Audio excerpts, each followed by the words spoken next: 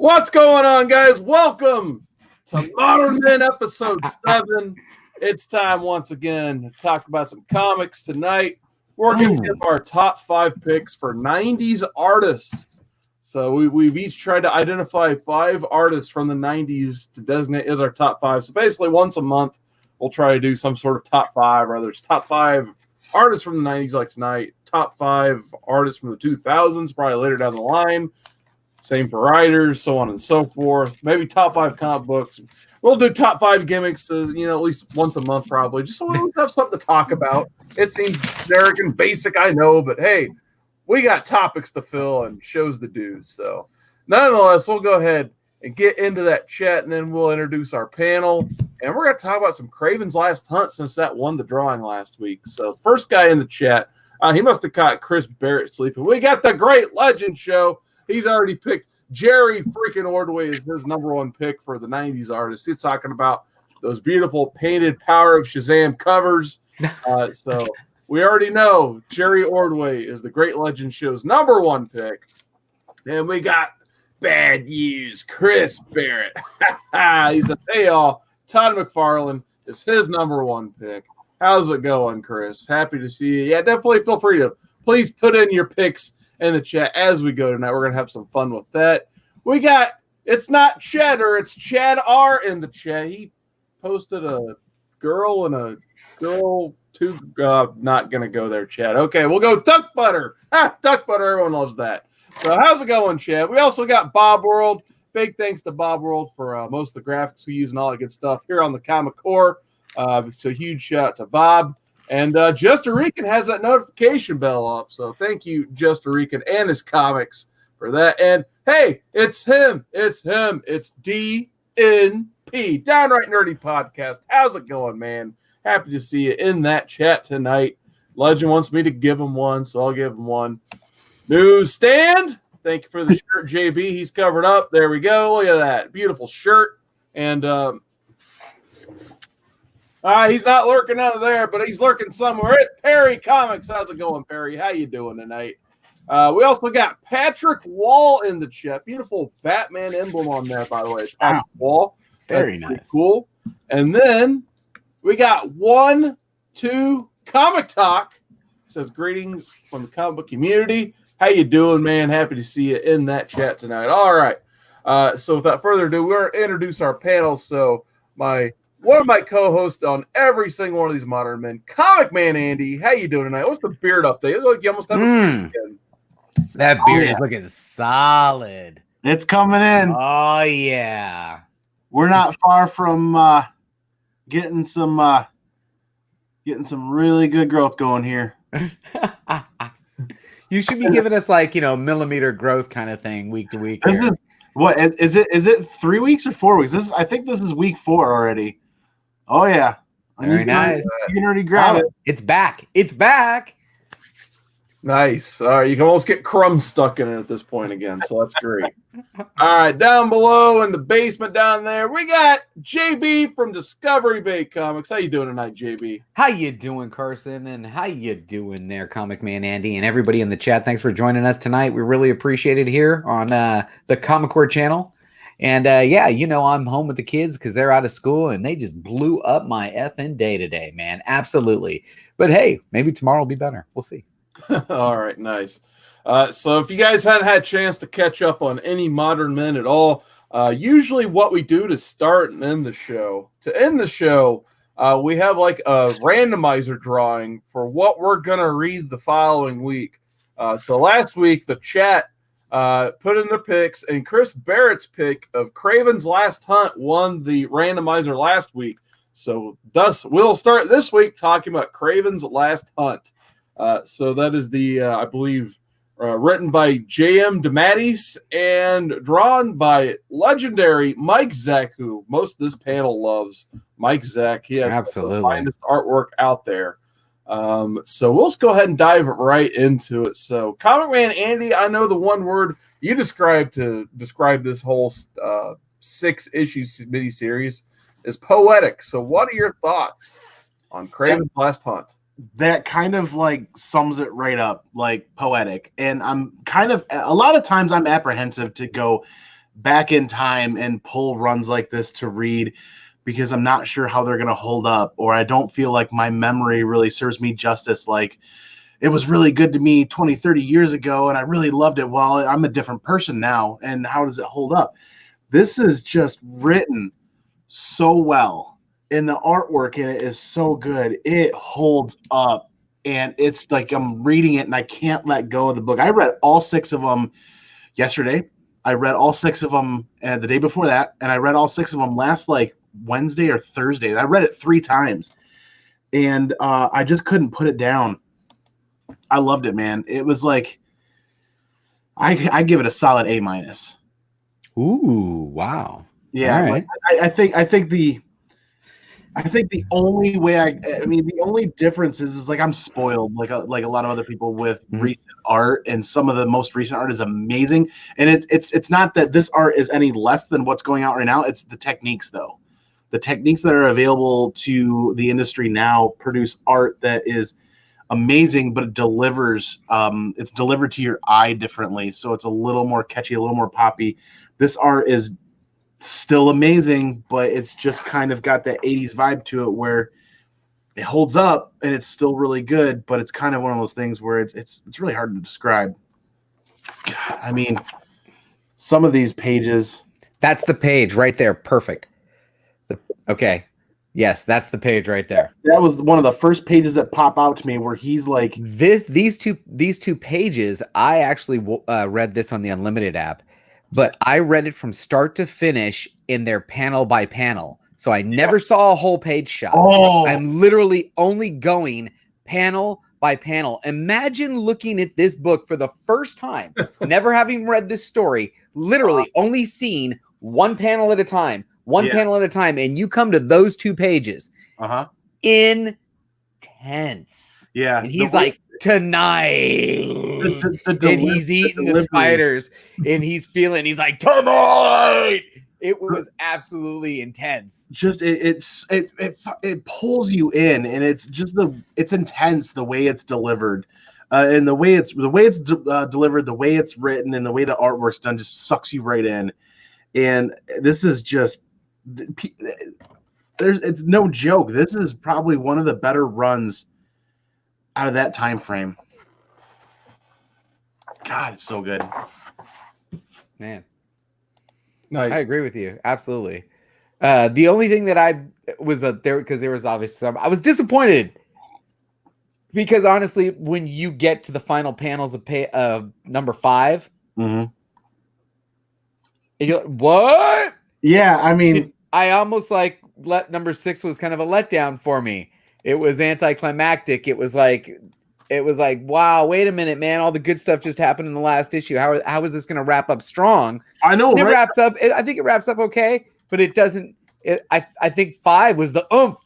Carson, 5 was the blew you away. Do you have that available or no? I got it right here. Yeah, Which absolutely. One, the panel of the. I'll let you show this one because I only have it on the phone. So there you go. Yeah, and right there, boom. I mean, come on. You see the shadow of him putting this thing in his mouth. And the whole time, the timely crackoom of the lightning during these issues were just fantastic because everything was in this deep downtrodden rain and it was just dark and it was great. It was great. Yeah, I mean, it's just planned so well and laid out so well. It, like just the architecture of the story was super impressive. And now how it's not the thought, the thoughts, the narration shifting from one person to the next, who's narrating this panel. It was done really, really well. It sucks you into their head. It brings you into that fear. Dude, he totally. I know. Where's the adult? Is this an adult one? Or are we going to go little? This totally screwed with your head, man. It's Kraven was so brilliant in this that he was totally messing with Spider-Man, and he's like, what?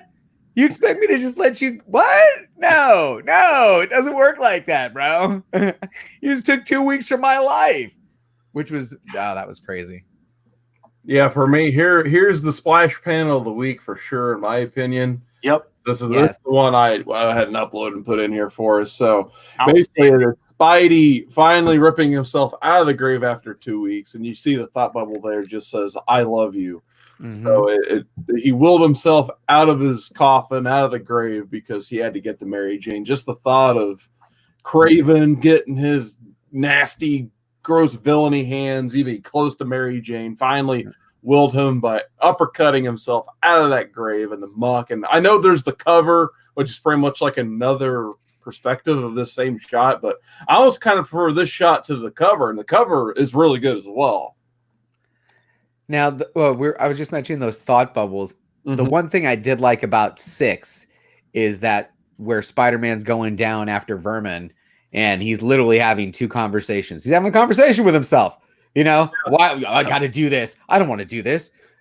We got this guy's killing people. I got to get the hell out of here. I'm exhausted, man. I just want to go home and rest. He's battling, and he's having a conversation with himself in his head as he's going after him at the end, and it was fantastic. Yeah. Like that first time, there's like that conflicting thought bubble was a little striking to me. I think it was in issue 1 actually, where Spider-Man, he's fighting Kraven, but he got like, I don't know if he got laced with Kraven's herbs that are kind of infamous throughout this read or what. Yes. But there's like, oh, I don't know what I'm going to do. And then he actually answers himself back. I was like, whoa, what's going on? Yeah. Even completely, it goes from like yellow box text to a striking red thought box. Yeah. It's almost like there's someone else in there with him, but it's literally just him talking to himself and fighting with himself, having this inner battle while he's having this exterior battle and losing badly to Kraven. Yeah. And I had not read the backstory or read the story prior to where they capture Vermin, but he needed the help of Captain America to do it. Yeah. So I didn't have anything. I had no clue what this Vermin guy was, but they still explain it. He was experimented on by who was he experimented on? He was a product of somebody messing with him. The evil Mr. Fantastic, I think it was, or help me out, Carson. Yeah, I'm trying to think too, because like I said, I'm not super familiar with my late Copper Marvel, but I know he was experimented on, and it was like Vermin was kind of like the breaking point for Kraven almost, because he wanted to fight Vermin because Spider-Man wasn't able to defeat Vermin on his own. He had to have that's what he said. His help. And one of the things Kraven wanted to do to prove his superiority over Spider-Man was to beat Vermin by himself, which he kind of does fairly easily. I'd say he actually captures him and throws him in the cage. Like the obvious rat in the cage reference they show you verbatim on the page. But what really, breaks that, the straw that breaks the camel's back is when Spider-Man fights him again, and instead of like pummeling him and beating him to a pulp, Spider-Man actually sees the humanity inside Vermin for a pre-experiment and wants to try to help him. He wants to take him to Reed Richards so he can get this whole process reversed, so he's not like this murderous rat cannibal anymore. And that's where Kraven kind of sees the light a little bit. He's like, and that's where the references keep coming. He's like, I beat the spider, but I couldn't beat the man. Yeah. And then he has a newfound respect for him. Yes. Spider-Man is all right, actually. I don't know exactly what he says, but he comes to this realization that, hey, big props to you. I wonder at what point. No, you know what? Now, the brilliant thing, which was fantastic. Come on, guys. From the first, I don't know if it was the first panel, first scene, to one of the last panels, last scene, the guy digging digging the fucking grave. Yeah. Yep. The whole time you think that was the grave for Spider-Man. Oh, he was digging the grave for Spider-Man. He was digging the grave for Spider-Man. The whole freaking time, 6 issues, he was digging Kraven's grave from the beginning. Yep. And there was already a freaking, it was, that gave you chills. Yeah, really well done, man. Whoever suggested that, thank you so much. I had not read it. What's our grade? Is this A-, B+ kind of thing? Or was this 1 out of 10? I can't remember what our scale was. It's definitely in the A's for me. I mean, if you want to give grades, I'm A-, man.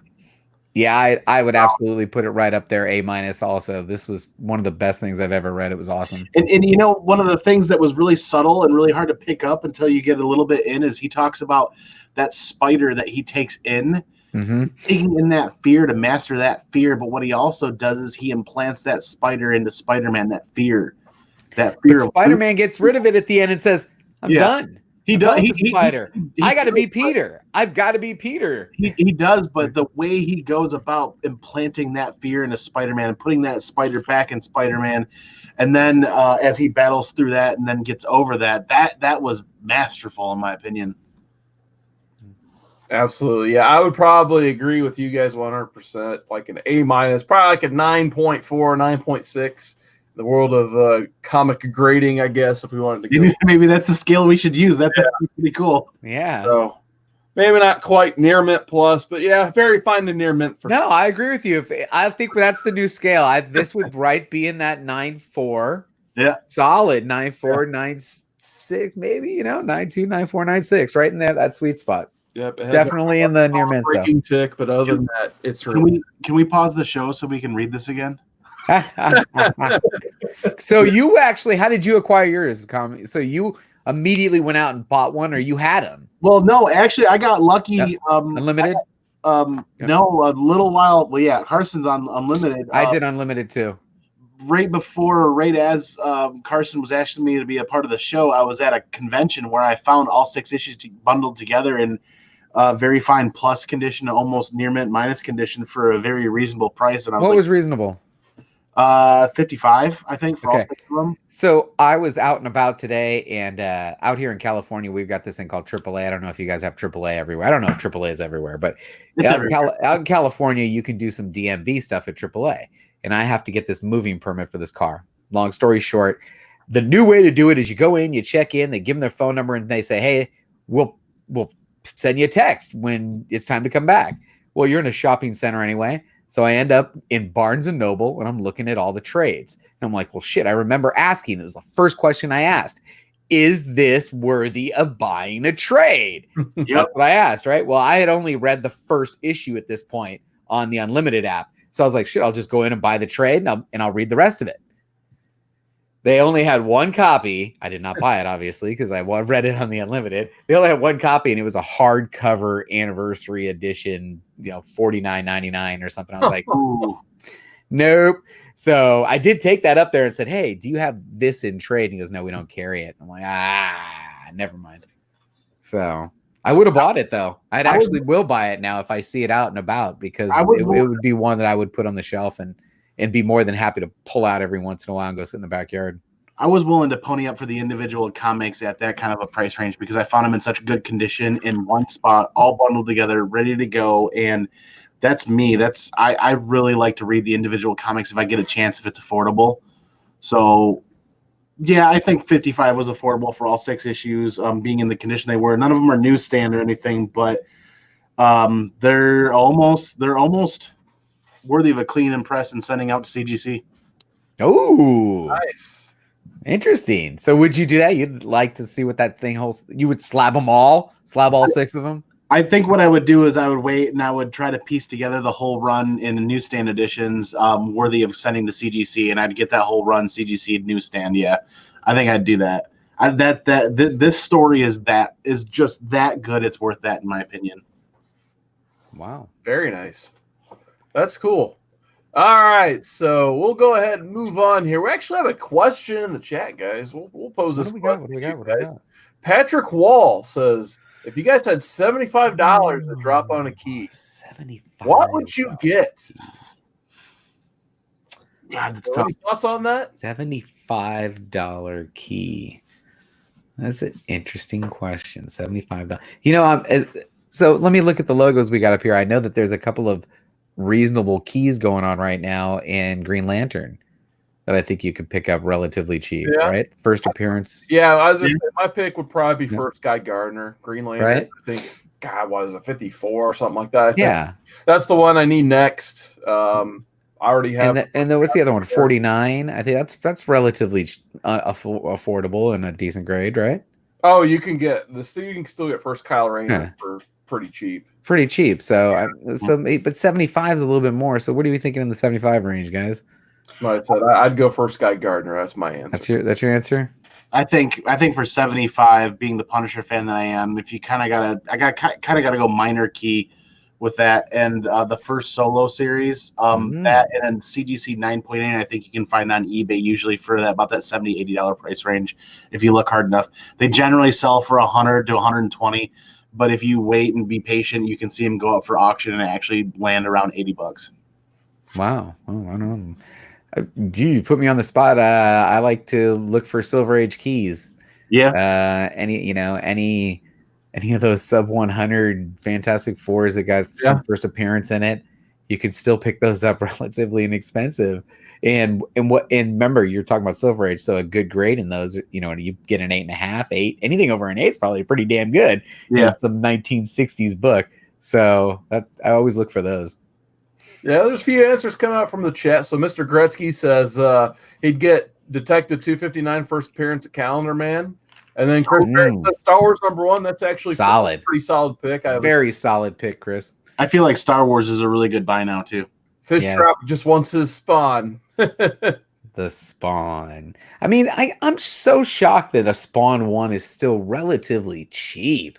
I think it's why is that? I know they made $2 million or $3 million or whatever the hell it is. A vastly printed book that know during the collector's boom. So people, once they bought their 10 copies, they immediately went in bags and boards. So it's really not hard to find a high quality Spawn #1 out there. So it's still probably on average like $5 to $10.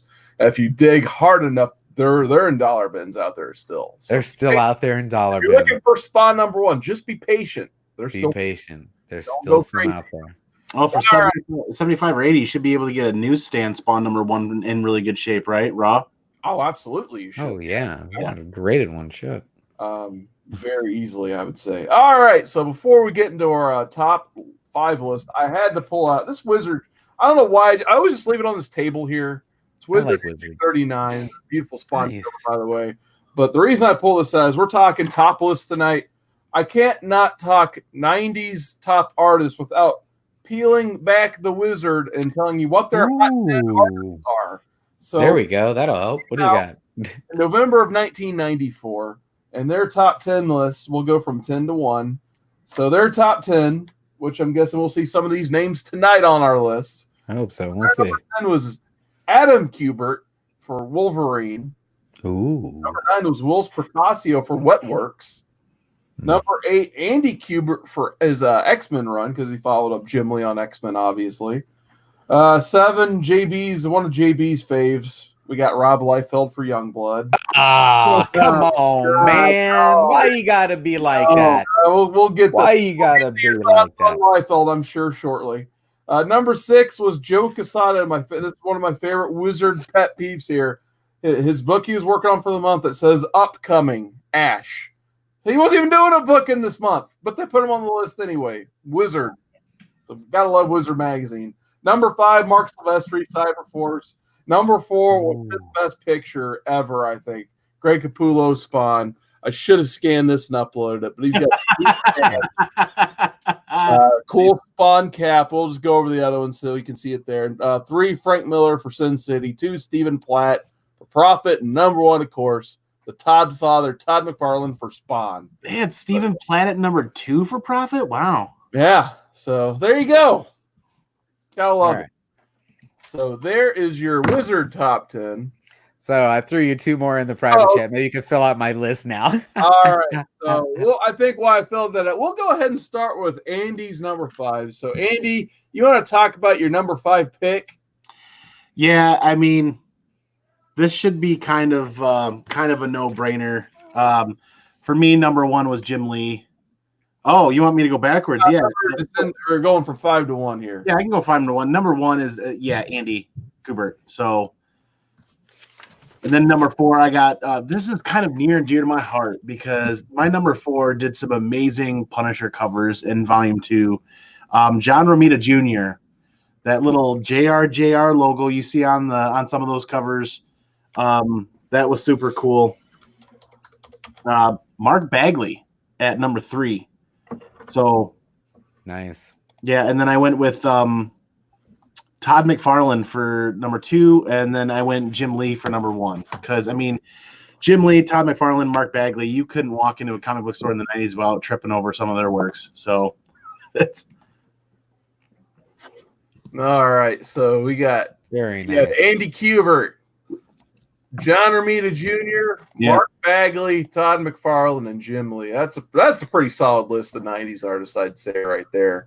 That is a very solid list. For sure. Much better than the one I brought. But I think I scrapped something together. Before we started, like Jim Lee, he's probably going to be on every one of our lists. And I'm pretty sure he's going to end up being on all of our lists because, I mean, come on. Here, I'm going to switch the screen so you can see JB there. There we go. Hey! He's not hidden there anymore behind the banners. But yeah, Jim Lee, I think he's going to be on every top 5 indie or 90s artist list. I mean, come on. You got Wildcats. 13, which he pretty much started that book before. J. Scott Campbell is the regular artist on there. Of course, X-Men. Yep. All that good stuff. So, I mean, what, I got him 5 right on my list? Jim Lee. I think I finally got you to 5. And then, of course, I think I had Jim at 5. Todd McFarlane. This one was, I think I left him off my list kind of on purpose because I figured he'd be everybody else's. He would have been like number 6 if we did top. I think I couldn't leave him off the list because that giant chunk of Amazing Spider-Man that he did.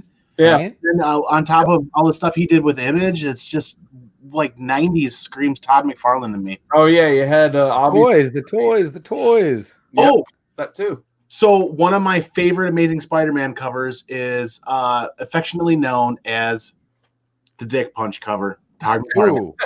What number is that? 3. I can't pull off top. Cover actually. Well, yeah, it's like Spider-Man dick punching. Yeah. Right there. Oh, nice. It's one of his Incredible Hulk covers where he just uppercuts Hulk right in the dick. Yeah, it's pretty awesome. We might have to look for that here in a bit. Nice. But yeah, he had both his Spider-Man runs and then Spawn. Yep. Not to mention the impact that Spawn had with even the HBO series, the movie. I mean, come on. So I'm glad at least most of us had McFarlane on our list. And then you had Marc Bagley at number 3. I mean, this was another one for me. I think when we do 2000s, I'm definitely going to put Marc Bagley on my list to talk about him. But yeah, you can't not talk about his Amazing Spider-Man work and all that stuff. I mean, he carried that title for most of the 90s. I remember buying that issue 400 with that headstone cover. I think it was on that list, Andy, you sent out. Yeah. Bad 90s gimmick covers basically. Because it was a big holofoil cover. It was like a silvery cover, and it was like one of those that hit the bad 90s list. Yeah. Yep. And then, of course, Romita Jr. He could be on a list in pretty much like any decade, whether it be 80s, 90s, or 2000s. Yeah. So, yeah, you got to put him on at least one of those lists. Throw a dart at a dartboard full of comics, and you're going to hit him at some point. Yes, exactly. And then your number 5, oh man, Andy Kubert. I can't remember if I picked him or not. I got my picks up above, but like I said, if he wasn't in the top 5, he's definitely top 10 for me. I remember reading the Onslaught stuff. Yep. And just remember being blown away because that was like the first X-Men books I actually went and bought besides the Apocalypse stuff or the Age of Apocalypse stuff. So I read Age of Apocalypse for a little while. And then when I came back to it, they're doing the Onslaught stuff. So the artists on the book were Andy Kubert, Adam Kubert, and Joe Mad. So those 3 guys right there are some of my favorite X-Men teams of all time. All right. So there's Andy's list. So JB, I think JB's list doesn't really have a list. JB kind of misinterpreted what you were saying. But, I threw Jim Lee on there. Just show the ones that don't match. Just show the ones that don't match. Yeah, so you got Jim Lee at number 5. We already kind of talked about Jim Lee for a little bit there. I kind of randomly ranked your guys here, and you can say just throw them anywhere up there. I don't care how you want to construe this. Here's your number 4. You had Klaus Janson. What do you think about Klaus Janson? Yep. Dude, Janson was bomb. I'm telling you, the reason I had him is because of this cover right here, because this is what got me all hooked, and I was big time into the Daredevil during this run. Big time into Wolverine and X-Men during that period. Nice.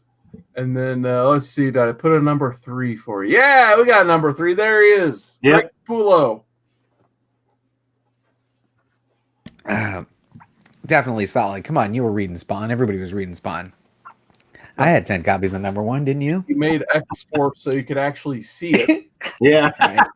So, he was definitely great on X-Force, and then they recruited him to Image for Spawn. So you can't not have Greg Capullo on one of these lists. I'm glad you put him on there because I almost said, but I'm just like, you know what? I'm just not a Spawn guy myself, so I can't put him on my list because I'll be honest, in the 90s, I probably bought 2 Capullo books, but his influence definitely.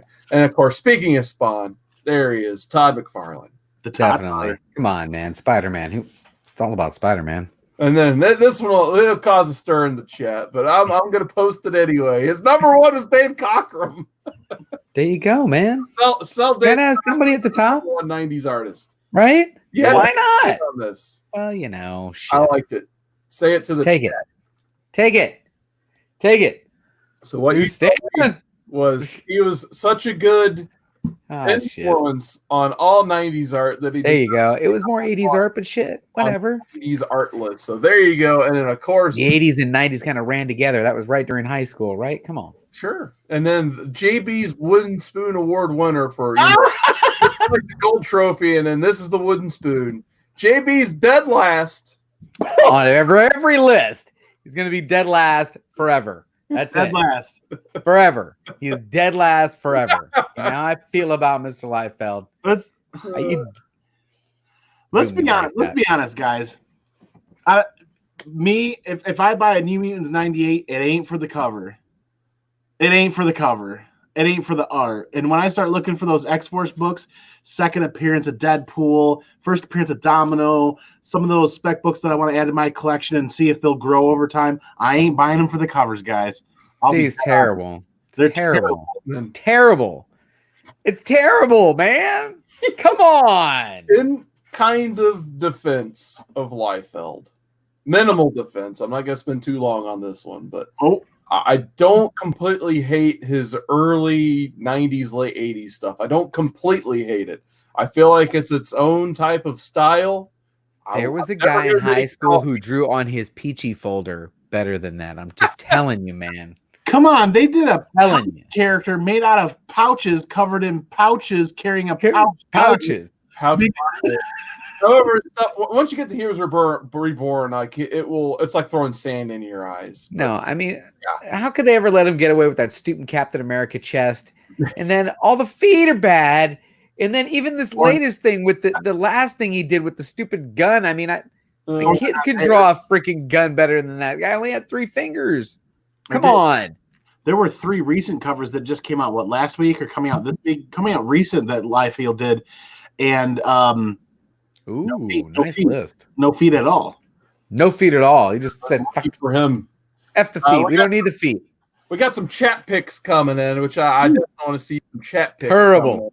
We got list here. His top 3 he put are Graham Nolan at 3, Tim Sale at number 2, and Dan Jurgens at number 1. I definitely cannot complain about that list there. Chris Barrett says Adam Kubert is the better Kubert brother. Ooh. Tad bit of a hot take there. I mean, I don't know. They definitely each have their own style. I will say that. 1-2 Comic Talk says he loves him some Jim Lee. That's a cool logo. What is that from, man? That's from Spawn. Or no, I'm sorry. I'm getting my stuff mixed up. That's from Venom 16 or 17. Oh yeah. Okay. Yeah. Dylan and him were sitting there having breakfast. Very nice. Jay Lee up above earlier, so I don't think I put Jay Lee on any of my even my greatest hits list here. Ooh. So we will go to my list now. Hopefully, it's still in here. All right, so here's my number 5, J. Scott Campbell. Yeah, I can't argue with that. Yeah, so when I think 90s art and artists, like the first guy I kind of go to is J. Scott Campbell. I remember vividly me and my brother going to, after we discovered that there were these things called, comic book stores. I remember we went to, like one of the top books we'd always pick was Gen 13, especially once it was in an ongoing series. And he was the main artist on that series. And eventually, they kind of phased out Jim Lee and phased in J. Scott Campbell because it was his first project ever, basically. I remember meeting with him and talking to him about Gen 13 when I met him at a Wizard World in the late 2000s. And he's like, yeah, I think he said Gen 13 number 1 was his first book ever. Yep. What do you think of the evolution of J. Scott Campbell's art? Oh, it's definitely for the better. I mean, kudos to him. Now he can make a living just doing covers, basically, and running his own store. And, he can have like 5 variant covers for Black Cat #1, and people buy the hell out of those. So kudos to him. I mean, we kind of talked about variant covers and stuff last week and the, our supposed impact on all that good stuff. But, if you're an artist like J. Scott Campbell, why wouldn't you want to make a living like that? So, yeah, he hit the apex in the 90s with comic sales and comic printings and sex sells, and a lot of his covers are just super sexy. Yeah, I mean, hey, Caitlin Fairchild, Gen 13, man. Yep. Gotta love it. His Black Cat stuff. I mean, people, I think, what was it, like Amazing Spider-Man 608 or something like that? People just grab up that cover because it's a phenomenal cover and it sells for a lot. So you definitely like. But do you feel that now he's more known for drawing Mary Jane and Catwoman than he is for drawing any other character? All of this is, I would just love to see him do a book again. Obviously, get some interiors. Just kind of getting to the point on some of his more modern covers, and especially like his store variants, where it'll be like just an image of, say, Mary Jane, and it'll just be a white background. Like, give me some background at least. Like, come on. But, I just miss the days where, he would do a full book for you. Like, that whole Gen 13 run. I'm sure he did it. Don't get me wrong. Of course, I didn't talk about Danger Girl at all in the late 90s. Oh, yeah, Danger Girl. Maybe he worked on. Yep. So I would love to see, someone like pony up the cash and, dump a whole truckload of, money on his lawn. Like, hey, do a book for us. Like, could you imagine the sale? Like, how, like, I don't know who's doing I can't remember. I think it's the artist for whoever did Animal Man New 52. I think it's that artist doing the interiors on Black Cat. Imagine the greater sales if he did the interiors on that Black Cat ongoing. Mm-hmm. That thing would be a top 5 book every month, I think.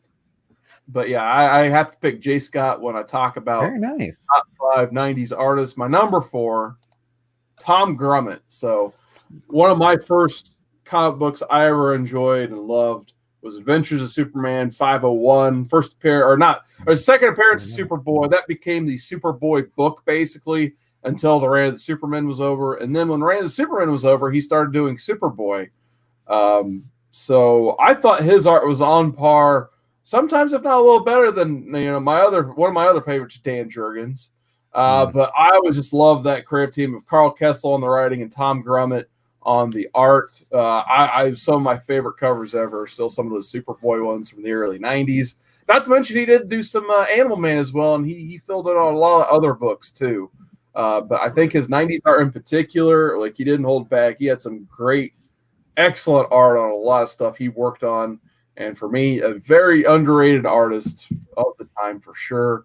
You don't hear a lot of people talking about Tom Grummett, except for like maybe me and Chad because of the Superboy connection. So I definitely had to put him on the list, give him some recognition.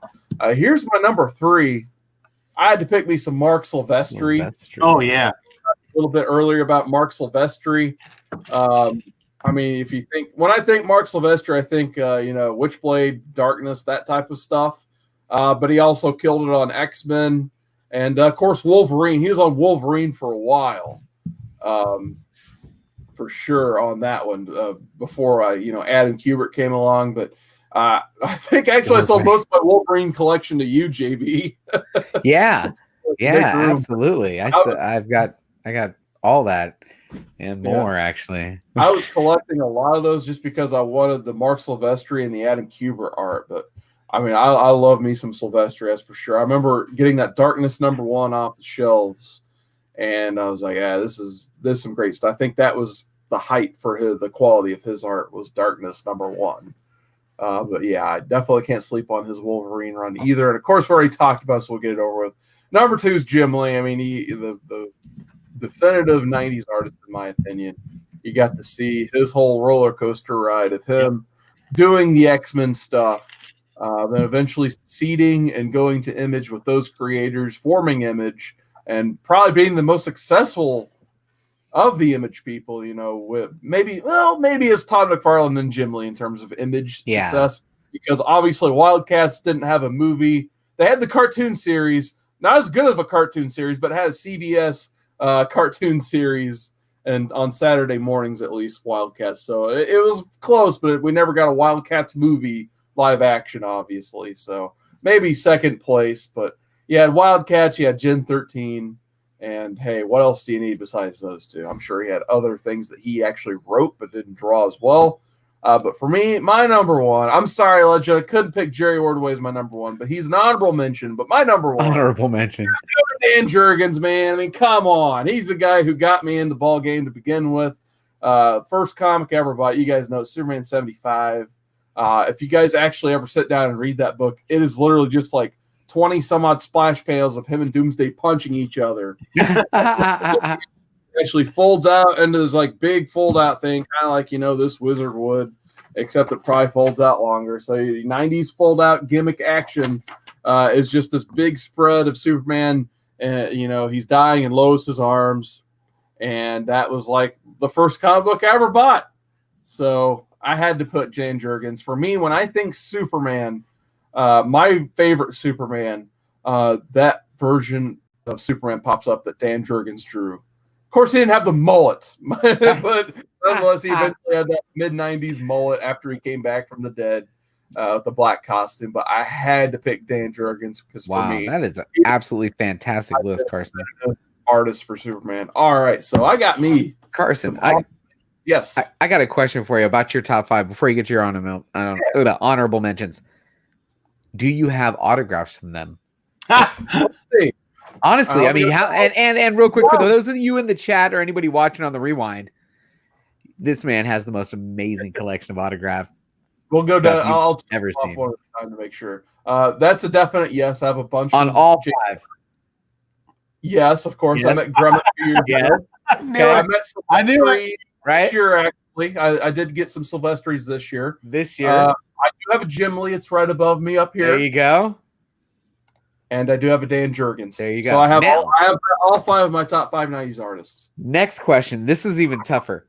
Yeah. Because, again, if you don't know in the chat, he's also got an amazing sketchbook. Okay. Oh, I wish I could say that for some of these. Do you have any sketches by any of those artists? I have 3 of the let me see. I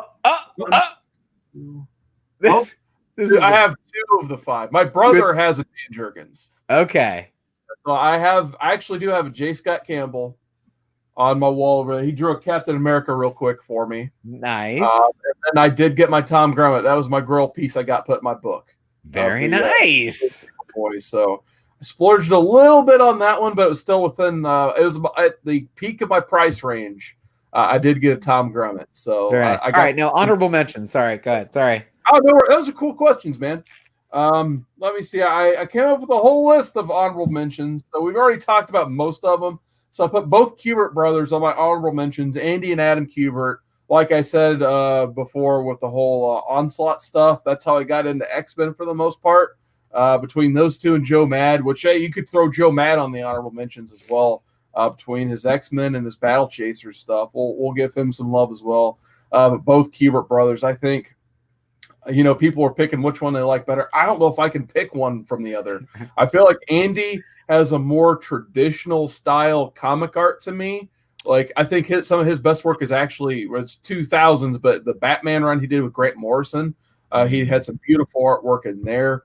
But I think Adam, he has a slightly darker, grittier tone in most of his work. I think the best way to compare him is to read Ultimate X-Men because they both worked on it. So you kind of see that flip-flop in their art styles. If you read that. So I definitely like their Ultimate X-Men stuff in the early 2000s. I also had to give some love to Joe Quesada. Wizard talked about him a little bit as well.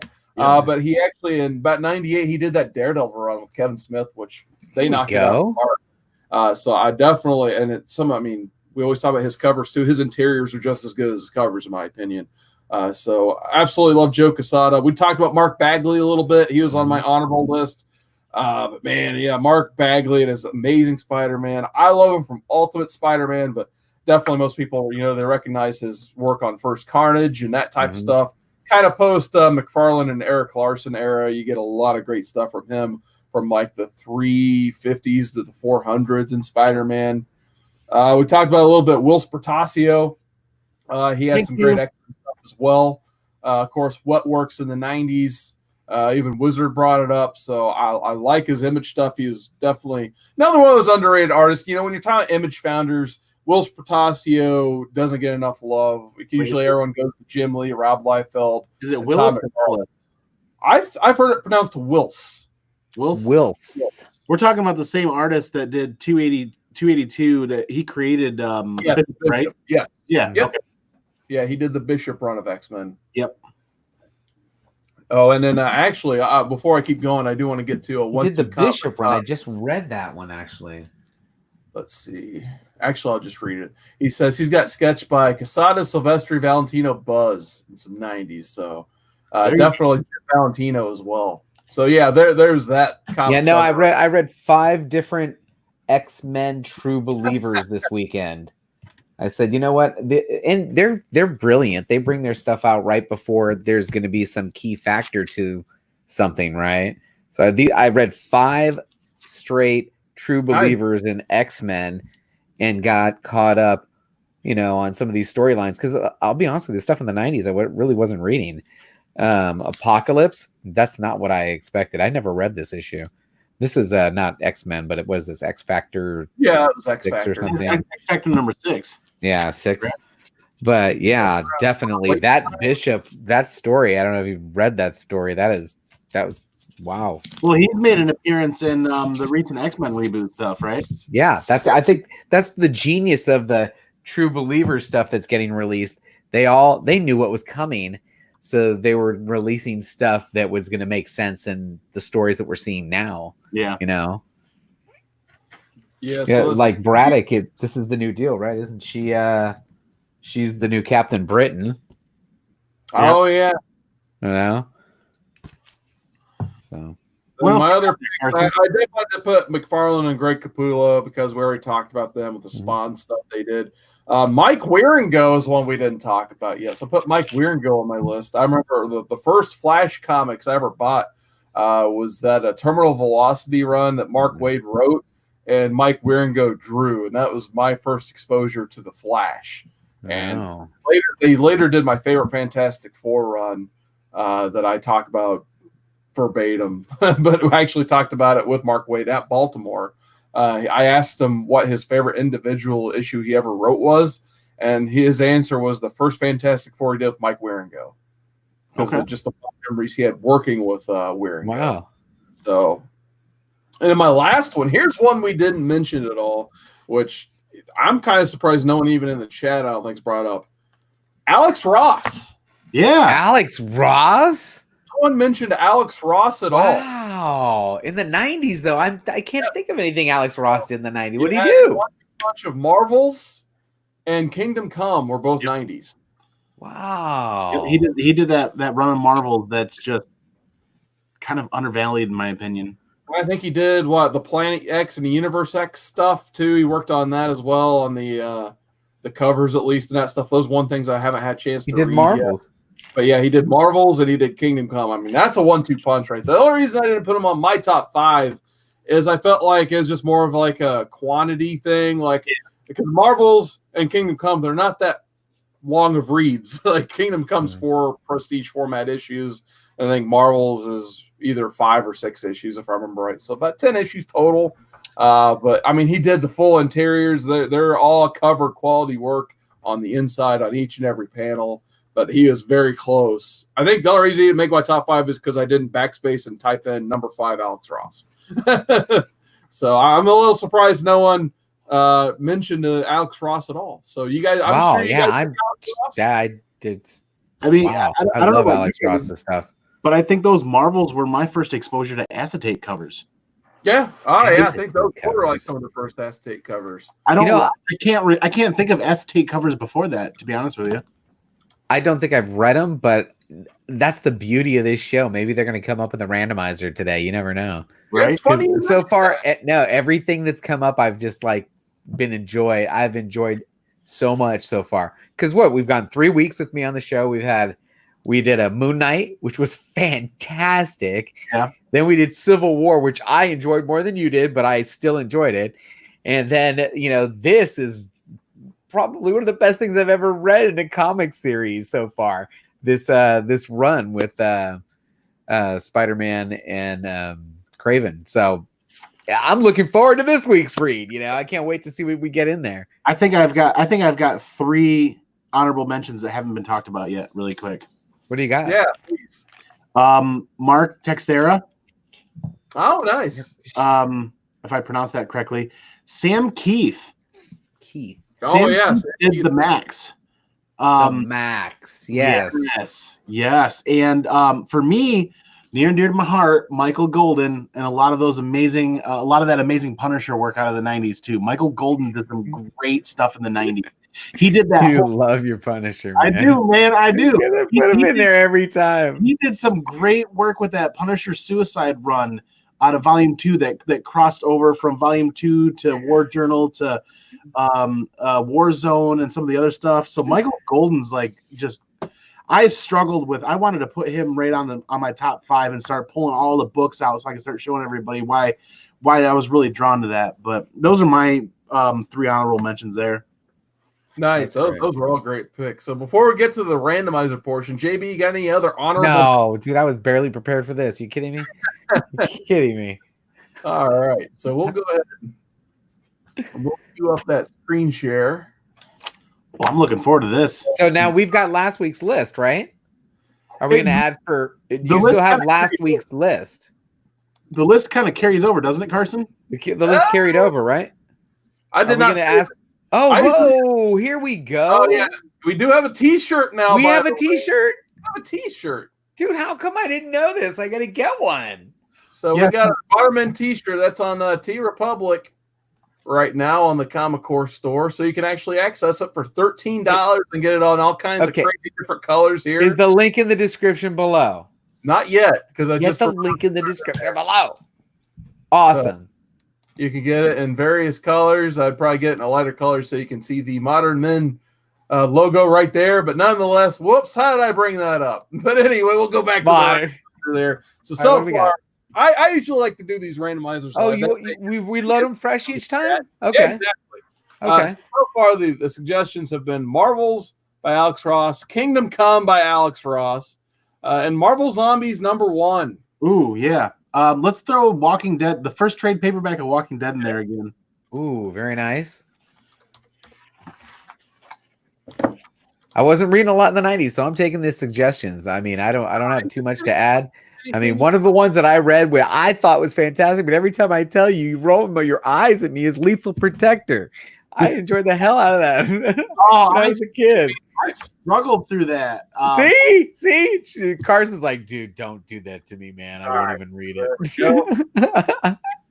I don't know. Long Halloween's on here, but I believe that's 12 issues. What do you guys think? You want to? I've not read that, and if it's worth reading, I mean, there's so much good stuff out there.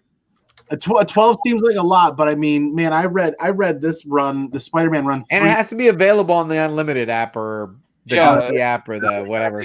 Everything so far is pretty much easily available digitally. Good. I'm glad you mentioned that. Thank you. So, yes, Chad, please. Anybody else still watching? If there's anything that's available on either Marvel Unlimited, DC streaming, Age of Apocalypse, Kingdom Come, a whole omnibus's worth of reads. I guess it's on there. X-Men, Alpha, and Age Omega. of Apocalypse. Well, we'll stick with that because other than that, that's a ton of that's like a multi-part video right there. /Omega. So there you go, Chad. We'll try to get some. Chad said stuff. Chris Barrett wants him some Red Goblin. Ooh. Okay. Oh. Guys, yes, we're gonna have prayers for DS tonight. Wait, no Chad tonight because he's getting his cervix checked at the ER. Yes, prayers for DS. My boy DS. DS is a male, and a male doesn't have a cervix, so. Yes, well, whatever he's getting checked, I'm sure it ain't good. His lower back. He's getting his lower back checked. Lower back. I was going to say, I thought somebody was trolling us for a second there. I was like, wait a second. Trolling us. Oh, Chad. Age of Apocalypse. I'm half tempted just to type in Age of Apocalypse. They'll probably win. Hold on, I'm gonna message DS and see how his Cervex is doing. Hey, well, you mentioned something earlier. Ultimate X-Men. Ooh, Okay, cool. We'll say issues 1 through 6. Okay.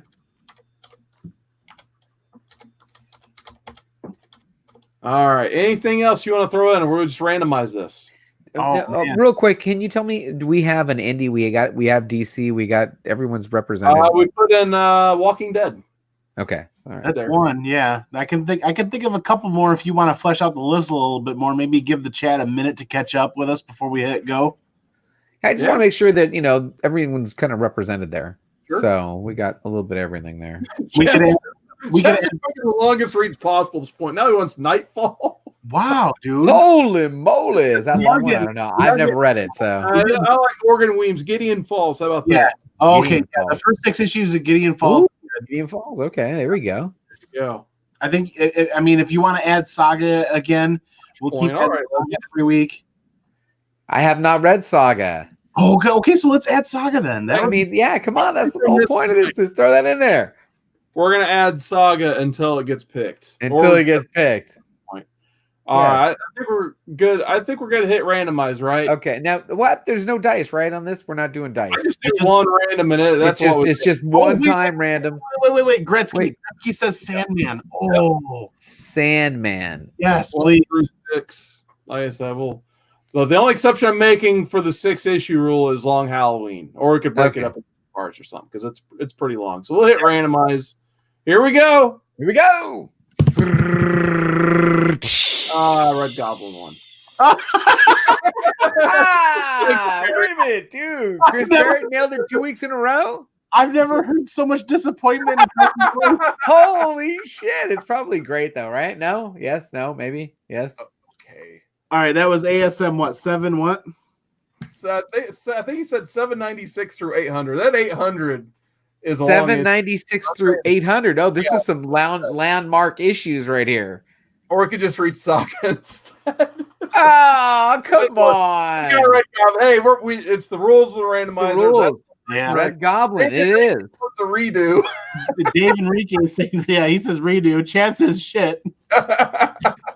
So you can look God. forward to that next week on Modern Men episode 8. So Well, I mean, they honestly, if it's something you don't want to read, don't put it on there. I want to read it. I'm down. 796 through 800. Second best ASM story ever, assuming the first best is the one we just read. Yeah, we just read. So yeah. So there you go. But other than the chat mostly doesn't seem to be happy. Ooh, Bub. Right. Jesus, Bub. Jeez. Oh, come on. We're not for kids anymore. We'll post that. Yeah, we're not for kids. Right? We don't want any kids wandering around in here. Oh, I love me some Bub, and that right there proves it. So there we go. I think with that line, we'll go ahead and retire for the night. So, JB, where can people find you on the internets? Okay, so you can find me over at my YouTube channel at Discovery Bay Comics. I'm also on Instagram at Discovery Bay Comics. Tomorrow, I plan on doing a show today. I actually got a whole script and everything, but when you've got kids, things don't happen. Plus, there was a bunch of cancellations today. Like DS had issues, so there was no Faces chat. MCE is traveling, so there was none of that. Home of the New York Warriors didn't have their show. So at some point, when I kept scratching them off the list, I said, it wasn't meant to be. But tomorrow's a different day. I hope to be doing a show and the comic book pop-up shop for at least the rest of the week. Well, not Thursday, because my wife would kill me. So Tuesday and Wednesday and Friday, comic book pop-up shop on my channel. And maybe I can squeeze in what's on today with Discovery Bay in there. We'll see. I don't know. Very good. What about you, Andy? Where can people find Comic Man Andy? Well, you guys can find me here every Monday night, various other shows on the Comic Core family group and network. You can also occasionally find me on Downright Nerdy podcast channel. The Star Trek: The Next Generation. I suck. I'm on Friday. I'm the guy on Friday. Yep. He's doing that Star Trek: Next Generation recap, man. and I'm hoping to be able to show up for some of that fun. You can also find me on the Piggies Out podcast. Thanks, DNP. There you go. We try to do an episode every month where myself and two of my friends get together and we review beer. And we're drinking beer. So the more we drink, the more we review, the better the podcast gets because the crazier. Nice. But I also have my own channel on YouTube and working to hit that 250 mark and do a giveaway over time. It's hunting season right now in Michigan, and it's the holiday season, so things are slow. But I'm hoping to get some cool stuff back here soon and do some unboxings and do some collaborations with other channels. So yeah, that's where you guys can find me. Awesome. And I'm also going to be on Downright Nerdy podcast on Friday for I will be the person reviewing season 4, I believe. Yep. I hope it's season, right? Yep, season 4. Not one of those crappier earlier seasons. So I don't know. They're all good. First one's a little rough for me. Second one, they had the different doctor. But 3 and 4, that's where you get prime Star Trek and Picard. That's where it starts picking up. Going full cylinder. But nonetheless, you can find me at youtube.com/cwoodard19, Instagram cwoodard19, and Twitter cwoodard19. Also coming up on the Comic Core, I believe we'll be back Friday night. Because Thanksgiving's happening this week, so there won't be any outside the issues. We'll see if that Wednesday show goes. I'm not sure, and then of course Tuesday would be Golden Guys. But nonetheless, Friday I believe we'll be back on the A show on the Comic Core, the original show of the Comic Core with Sam's Tangled Web. We'll be burning it down on Friday. Sam, there is the link architect himself. trepublic.com/Comic Core. Definitely check out that brand new minty fresh Modern Men t-shirt. Definitely can't wait. And we sell one of those. Yeah, go ahead. Buy one. One more plug. I mean, if there's any Dragonheart boxes left, remember to contact Chad at onecomiccorps@gmail.com. Yeah, send an email to onecomiccorps@gmail.com. Ask Chad if there's any of those Dragonheart boxes left. I'm not sure where we're at on those, but I know that they were getting to the point of being almost gone, if not sold out already. $10 of that does go to shipping, and the $29.99 of that does go to Paul and his family, and that's for a great cause. Cool. All right. Well, oh my gosh. Oh! The tape machine's rolling, but we